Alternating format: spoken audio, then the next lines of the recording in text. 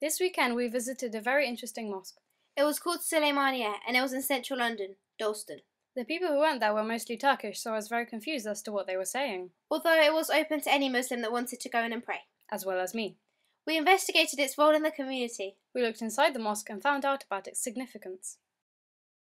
The mosque was made up of 8 floors including a basement, which was used as a car park. As we later found out. It also had a minaret, which was quite rare in this country. It was situated at the corner of a busy high street. Which had a butcher. Yes, Alize, it did. Even from the outside you could see the intricate designs. As soon as we walked in we were amazed. The colours and patterns wowed us. As well as the giant chandelier on the ceiling. Which weighed a ton. This is the kursi. It's only used on Fridays. And other important days. The imam sits here and gives a lecture. It normally lasts from half an hour to an hour. On opposite sides of the mihrab, there were large grandfather-like clocks. These were essential for Muslims as their 5 prayers happen at specific times during the day. There is a small chandelier-like light. And apart from the practicalities, it symbolises the mosque welcoming Muslims. This hole-in-the-wall-like structure is called a mihrab, but we will explain more about that later. Before the prayers, there is a sermon. The imam stands 7 steps up the minbar. Afterwards he leads the prayers. This says, there is only one God. Muhammad is the messenger of Allah. Colours, like everything else, have a symbolic meaning. Red shows affection for Allah, while blue and green symbolise the environment. These colours make up the patterns.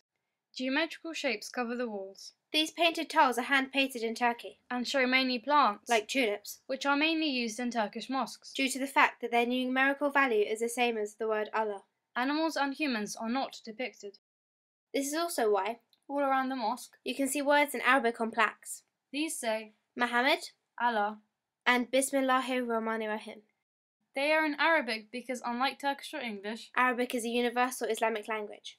In circular plaques around the main prayer hall, there are the names of 6 significant Islamic leaders. Abu Bakr, Omar, Osman, Ali, Hussein, and Hassan. The circular dome above the prayer hall is symbolic. The circles have no edges, unlike other shapes. This means everyone is equal. The rich and the poor stand together to make a wall. This symbolises that everyone is the same before Allah. The carpet is not straight. It is angled towards Mecca. Wait! What? We need to talk about the mihrab. The mihrab is where the imam stands and leads the prayer. It is higher up from the floor than the prayer hall so that everyone can see the imam. The word mihrab actually means a place of conflict. Oh really? Yes. The imam fights against their own desires and the devil.